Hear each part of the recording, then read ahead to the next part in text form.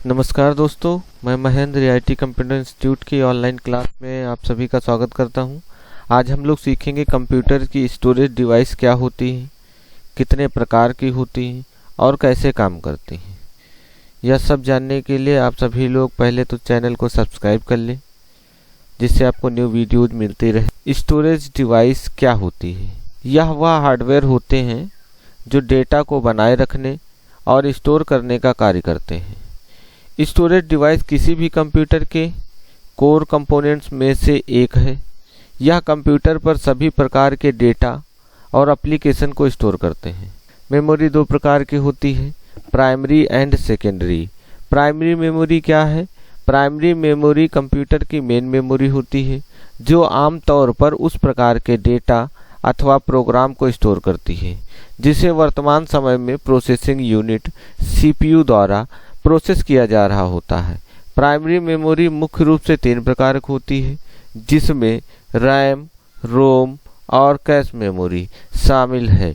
इनकी स्टोरेज क्षमता बहुत कम होती है, लेकिन ये सेकेंडरी स्टोरेज हार्ड डिस्क और SSD की तुलना में डेटा तक बहुत तेजी से पहुंच प्रदान करती है। ये वॉलेटाइल और नॉन वॉलेटाइल दोनों प्रकार की होती हैं, जहां वॉलेटाइल का मतलब उन मेमोरी डिवाइस से है जो सिर्फ कंप्यूटर के चालू रहने तक डेटा को स्टोर करती हैं, जबकि नॉन वॉलेटाइल वो होती हैं जो लंबे समय तक डेटा को स्टोर कर सकती हैं। चूँकि यह मेन सर्किट बोर्ड में CPU के बहुत करीब स्थित होती है, इसलिए प्राइमरी मेमोरी में मौजूद डेटा को CPU बहुत तेज़ी से रीड करता है। प्राइमरी मेमोरी को इंटरनल मेमोरी या प्राइमरी स्टोरेज भी कहा जाता है। ये मेमोरी आमतौर पर सेमीकंडक्टर सामग्री से बनाई गई होती हैं और सभी स्टोरेज के मुकाबले अधिक महंगी होती हैं। कंप्यूटर सिस्टम में प्राइमरी मेमोरी कुल 3 प्रकार की होती हैं, RAM, ROM, cache memory. RAM, आप देखेंगे प्राइमरी मेमोरी का चार्ट भी रैम, रोम, कैश। रैम के 2 भाग SRAM एंड DROM।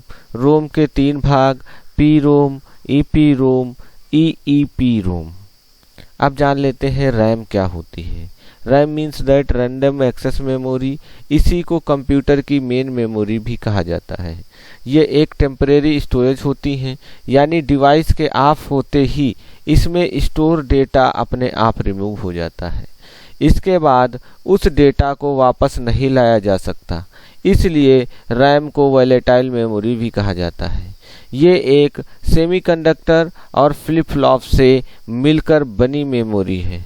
उदाहरण के लिए समझिए, अगर आप अपने मोबाइल की इंटरनल मेमोरी में स्टोर की फाइल को ओपन करेंगे तो वो फाइल जिस मेमोरी के ऊपर रन करती है वो रैम है। इसलिए जब हम अपनी डिवाइस में एक साथ कई ऐप चलाते हैं तो रैम में लोड बढ़ने के कारण डिवाइस स्लो हो जाती है। आमतौर पर रैम 2 प्रकार की होती है, SRAM and DRAM। SRAM means that static random access memory. Device के बंद हो जाने पर इसमें मौजूद डेटा खो जाता है। ये डेटा को फास्ट एक्सेस करती है, इसलिए इसे कैश मेमोरी भी कहा जाता है। SRAM फ्लिप फ्लॉप से मिलकर बनी होती है, इसलिए ये कम रिफ्रेश होती है। DRAM का मतलब dynamic random access memory. SRAM की कंपेयर में डेटा रीड करने की स्पीड थोड़ी लो होती है, जिसके कारण इसे बार बार रिफ्रेश करना पड़ता है। ये प्रति सेकंड में 1000 बार रिफ्रेश होती है और SRAM के मुकाबले DRAM काफ़ी लो प्राइस की होती है। अधिकांश डिवाइस में यही रैम उपयोग की जाती है। ROM means that read only memory. ROM एक प्रकार की मेमोरी डिवाइस है जिसमें आमतौर पर वो इंस्ट्रक्शंस या प्रोग्राम स्टोर होते हैं जिसकी आवश्यकता कंप्यूटर ऑन करने पर पड़ती है। जब इस मेमोरी चिप को बनाया जाता है तो उसी समय निर्माता यानी मैन्युफैक्चरर द्वारा आवश्यक डेटा को इसमें स्टोर कर दिया जाता है। इसकी विशेषता ये है कि एक बार डेटा को मेमोरी में स्टोर कर देने के बाद उसे हटाया या चेंज नहीं किया जा सकता। हालांकि कुछ आधुनिक ज़माने की रोम हैं जिन्हें रीप्रोग्राम किया जा सकता है। यह एक नॉन वोलेटाइल है, जिसका कारण इसमें मौजूद डेटा परमानेंटली अर्थात हमेशा के लिए स्टोर रहता है। कंप्यूटर को टर्न ऑफ होने की स्थिति में भी मौजूद डेटा नहीं मिटता। रोम चिप का उपयोग कंप्यूटर के अलावा मोबाइल फ़ोन, वॉशिंग मशीन और माइक्रोवेव ओवन जैसी इलेक्ट्रॉनिक उपकरणों में प्रोग्राम को स्टोर करने के लिए किया जाता है, ताकि वे मशीन बेसिक फंक्शन को परफॉर्म कर पाएं।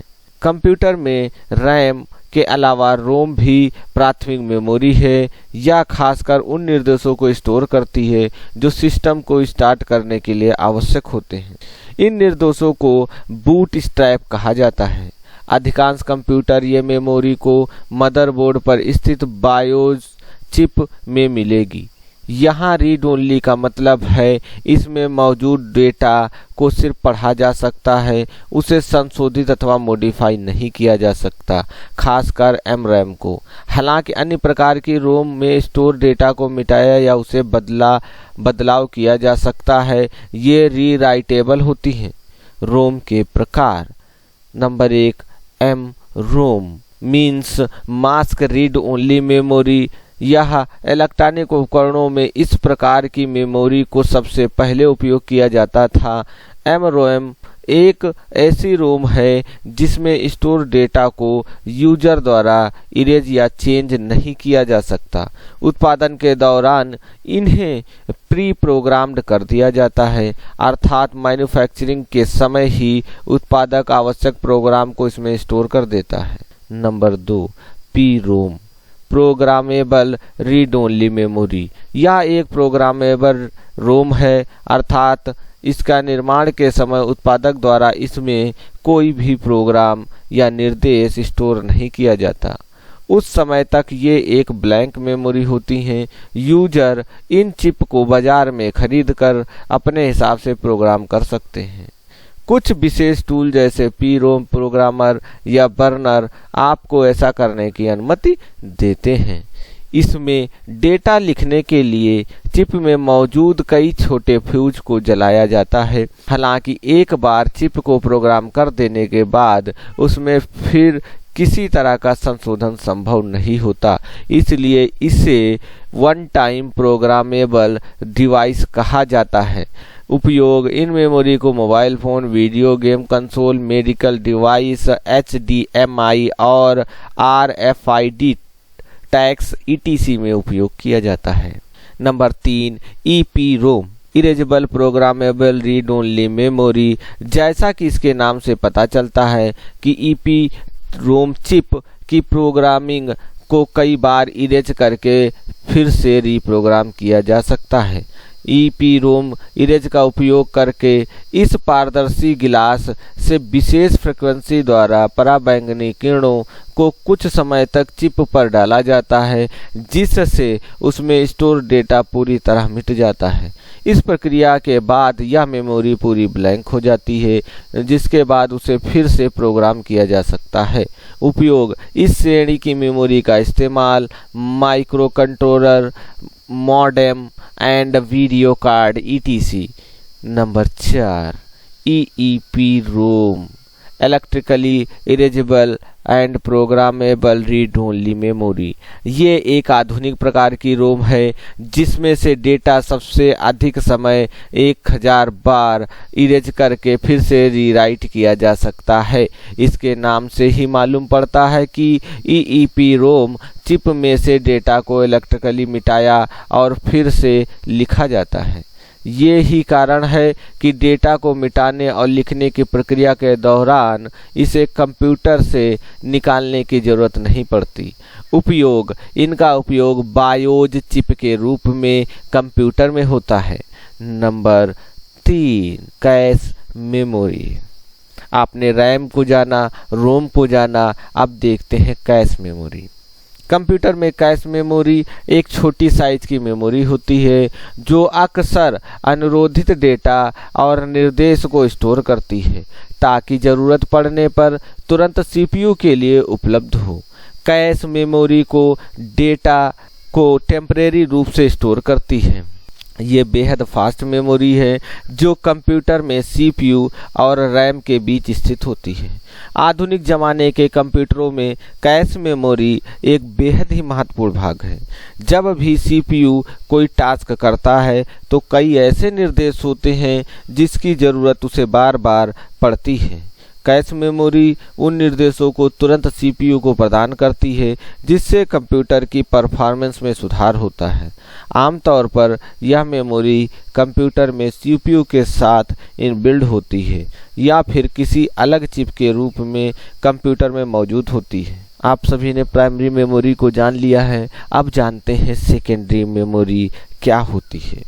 Secondary memory permanent storage device होती है। यह वह जगह है जहां बड़ी मात्रा में डेटा, सॉफ्टवेयर, प्रोग्राम को स्थायी रूप से स्टोर किया जाता है। एक सेकेंडरी मेमोरी की स्टोरेज क्षमता अधिकतम 16 टीबी तक होती है। इसके विपरीत प्राइमरी मेमोरी की अधिकतम क्षमता 32 जीबी तक होती है। सेकेंडरी मेमोरी के प्रकार magnetic tape, magnetic disk, optical disk, flash drive. Magnetic tape electronic data को स्टोर करने के लिए मैग्नेटिक टेप सबसे पुरानी स्टोरेज डिवाइस में से एक है। हालांकि कंप्यूटरों में इनका उपयोग बहुत समय पहले ही बंद हो गया था। ये एक सीक्वेंशियल एक्सेस मेमोरी होती हैं जिसमें डेटा को क्रम से ही एक्सेस किया जा सकता है। उदाहरण के लिए पुराने समय में उपयोग होने वाली ऑडियो कैसेट जिसमें अगर 5 रिकॉर्डिंग सेव हैं और आप चौथे नंबर वाली सुनना चाहते हैं तो आप उसे सीधे प्ले नहीं कर सकते। इसके लिए आपको पहली 3 रिकॉर्डिंग को क्रम से चलाना होगा, तब जाके आप चौथी वाली के नंबर पर पहुंच पाएंगे। अक्सर ऐसा करने के लिए टेप में लगी रिबन को घुमाया जाता था ताकि पहली 3 रिकॉर्डिंग को फास्ट फॉरवर्ड किया जा सके। Number 2, magnetic disk drive. Magnetic disk drive को कंप्यूटर में एक मुख्य सेकेंडरी रूप में उपयोग किया जाता है। इसमें मेटल की बनी गोलाकार प्लेट लगी होती है जिस पर चुंबकीय पदार्थ की परत चढ़ी होती है। इन्हीं डिस्क प्लेट की सतह पर जानकारी स्टोर की जाती है। मैग्नेटिक डिस्क में इस धातु प्लेट, जिसे प्लेटर कहते हैं, के अलावा एक मैकेनिकल आर्म भी लगा होता है। इसका काम प्लेट की सतह पर में से डेटा को प्राप्त और स्टोर करना होता है। हार्ड डिस्क जिसे एचडीडी भी कहा जाता है, एक non volatile memory hardware device है। हार्ड डिस्क का काम कंप्यूटर डेटा को स्थायी रूप से संग्रहित और पुनर्प्राप्त करना होता है। नॉन वोलेटाइल डिवाइस उन्हें कहा जाता है जो कंप्यूटर में किसी प्रकार के डेटा को लंबे समय तक स्टोर करके रख सकती हैं, अर्थात कंप्यूटर पावर ऑफ हो जाने के बाद भी डेटा सुरक्षित रखता है। हार्ड डिस्क को सेकेंडरी स्टोरेज डिवाइस भी कहा जाता है। डिजिटल जानकारी को संग्रहित और पुनर्प्राप्त करने के लिए चुंबकीय भंडारण का उपयोग किया जाती है, इसलिए इसे electro mechanical data storage device भी कहा जाता है। हार्ड डिस्क में डेटा को स्टोर करने के लिए एक या अधिक गोले घूमने वाली डिस्क प्लेट लगी होती हैं। इनका नाम प्लेटर से डेटा पढ़ना और डेटा लिखना होता है, जिसकी गति से सिंपल प्लेटर को घुमाएगा हार्ड डिस्क में डेटा उतनी ही तेजी से स्टोर होगा। इसकी गति आरपीएम रेवोल्यूशन पर मिनट में मापा जाता है, जिसका अर्थ प्लेट ने 1 मिनट में कितने चक्कर लगाए। अधिकतर हार्ड डिस्क 5400 आरपीएम से 7200 आरपीएम की होती हैं। हार्ड डिस्क के उपयोग में आने वाली पहली कंप्यूटर में जानकारी को संग्रहित करने के लिए फ्लॉपी डिस्क का उपयोग किया जाता था, परंतु यह सिर्फ 3.14 MB तक ही डेटा स्टोर कर सकती थी। प्रथम हार्ड डिस्क का आविष्कार 1956 में IBM द्वारा किया गया था और RAMAC random access method of accounting and control पहली हार्ड डिस्क थी। हार्ड डिस्क कितने प्रकार की होती है? वर्तमान में हार्ड डिस्क 4 प्रकार की होती है। नंबर 1 पाटा, पैरेलल एडवांस टेक्नोलॉजी अटैचमेंट। ये सबसे पुराने प्रकार की हार्ड डिस्क है जिसका उपयोग पहली बार 1986 में किया गया था। पाटा हार्ड डिस्क कंप्यूटर से जुड़ने के लिए ATA इंटरफेस स्टैंडर्ड का उपयोग करती है। इससे पहले इंटीग्रेटेड डिवाइस इलेक्ट्रॉनिक्स के रूप में संदर्भित किया जाता था। यह एक मध्यम गति की हार्ड डिस्क है। इसका डेटा ट्रांसफर रेट 133 MB तक है। ये ड्राइव मैकेनिज्म के इस्तेमाल से डेटा स्टोर करती है। नंबर 2 साटा, सीरियल एडवांस टेक्नोलॉजी अटैचमेंट। आज के अधिकतर कंप्यूटर और लैपटॉप में आपको इस प्रकार की हार्ड डिस्क मिलेगी। एक पाटा ड्राइव के मुकाबले साटा हार्ड डिस्क का डेटा ट्रांसफर रेट अधिक होता है। इसकी गति 150 MB से 600 MB तक हो सकती है। साटा केबल काफ़ी पतली और लचीली होती है जो पाटा केबल के मुकाबले काफ़ी बेहतर है। ये कई मायनों में पुरानी हार्ड डिस्क ड्राइव से बेहतर है। Number 3 SCSI small computer system interface. इस प्रकार की हार्ड डिस्क कंप्यूटर से जुड़ने के लिए छोटे कंप्यूटर सिस्टम इंटरफेस का इस्तेमाल करती हैं। ये IDE हार्ड डिस्क ड्राइव के काफ़ी समांतर हैं। SCSI हार्ड डिस्क के नए संस्करण 16 बिट अल्ट्रा 640 की डेटा ट्रांसफर स्पीड 640 MB तक होती है। यह 12 मीटर की लंबाई वाली केबल के साथ 16 डिवाइस से कनेक्ट कर सकता है। Number 4 SSD solid state drive. ये आज की सबसे लेटेस्ट ड्राइव में आती है। बाकी सभी हार्ड डिस्क डिवाइस के मुकाबले काफ़ी बेहतर और तेज है। SSD डेटा स्टोर करने के लिए फ्लैश मेमोरी टेक्नोलॉजी का उपयोग करती हैं। इसकी डेटा एक्सेस स्पीड काफ़ी तेज होती है। इसकी कीमत हार्ड डिस्क के मुकाबले काफ़ी अधिक है। Optical disc. ऑप्टिकल डिस्क भी एक स्टोरेज माध्यम है जिसका उपयोग हम कंप्यूटर में अतिरिक्त सेकेंडरी मेमोरी के रूप में करते हैं। इन डिस्क का उपयोग आमतौर पर म्यूजिक, वीडियो और सॉफ्टवेयर प्रोग्राम को स्टोर करने के लिए किया जाता है। इनमें डिजिटल डेटा को रिकॉर्ड और पुनः प्राप्त करने के लिए लेजर बीम का उपयोग होता है। हालांकि यह हार्ड डिस्क के जितना डेटा स्टोर नहीं कर सकती, परंतु फ्लॉपी डिस्क के मुकाबले इनकी स्टोरेज कैपेसिटी बहुत अधिक है। अधिकतर उपयोग होने वाली प्रमुख ऑप्टिकल डिस्क के प्रकार। Number 1 compact disk CD। यह प्लास्टिक से बनी गोलाकार डिस्क है जो ऑप्टिकली डेटा को स्टोर करती है, अर्थात इसमें जानकारी को स्टोर और पुनः प्राप्त करने के लिए लाइट का उपयोग किया जाता है। CDS का उपयोग ऑडियो वीडियो एप्लीकेशन को स्टोर करने के लिए होता है। यह रिमूवेबल होती है, यानी इसमें सिस्टम में डाला और हटाया जा सकता है। एक CD में यूजर 700 MB तक डेटा रख सकता है। Number 2 digital versatile disk DVD। आमतौर पर इसे डिजिटल वर्सेटाइल डिस्क भी कहा जाता है। यह CD के समान होती है, हालांकि इनमें बड़ी मात्रा में डेटा स्टोर किया जाता है। इन डिस्क की स्टोरेज क्षमता 4.7 GB से 8.5 GB तक होती है। मुख्य रूप से हाई डिफिनेशन HD वाले वीडियो या मूवी स्टोर करने के लिए उपयोग होती हैं। नंबर 4 ब्लू रे डिस्क। यह भी एक प्रकार का ऑप्टिकल डिस्क है जो आकार में CD और DVD के समान होती है, परंतु इन दोनों से कई गुना अधिक डेटा स्टोर किया जाता है। हालांकि ब्लू रे डिस्क 25 GB डेटा को रख सकती है। इसमें मुख्य रूप से हाई डिफिनेशन की वीडियो या मूवी स्टोर की जाती है। चूंकि डेटा को रीड करने के लिए ब्लू रेजर का उपयोग होता है, जिस कारण से ब्लू रे कहा जाता है।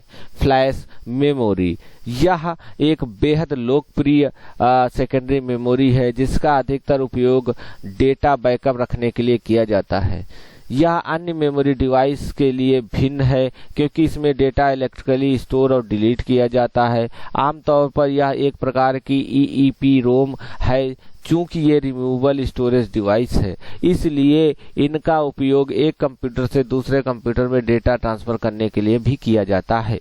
आजकल एक्सटर्नल मेमोरी के रूप में इनका उपयोग बहुत अधिक बढ़ गया है। फ्लैश मेमोरी के कुछ उदाहरण जिनका उपयोग बखूबी होता है, मेमोरी कार्ड। यह एक छोटी चिप होती है जिसका उपयोग मुख्य रूप से mobile phone, camera, MP3 player और अन्य पोर्टेबल डिवाइस में डेटा रखने के लिए किया जाता है। पेन ड्राइव, यह एक पोर्टेबल स्टोरेज डिवाइस है जिसका इस्तेमाल ऑडियो, वीडियो और अन्य डेटा फाइल्स को एक कंप्यूटर से दूसरे कंप्यूटर में ट्रांसफर करने के लिए सबसे अधिक किया जाता है। डेस्कटॉप के USB पोर्ट में पेन ड्राइव को लगाकर इसमें मौजूद डेटा आसानी से एक्सेस किया जा सकता है। तो आज हम लोगों ने देखा स्टोरेज डिवाइस कितने प्रकार की होती हैं, primary and secondary. Primary means that RAM, ROM, cache memory, secondary hard disk, PD, CD इत्यादि। और इसको अच्छे से समझने के लिए कई बार देखें। धन्यवाद।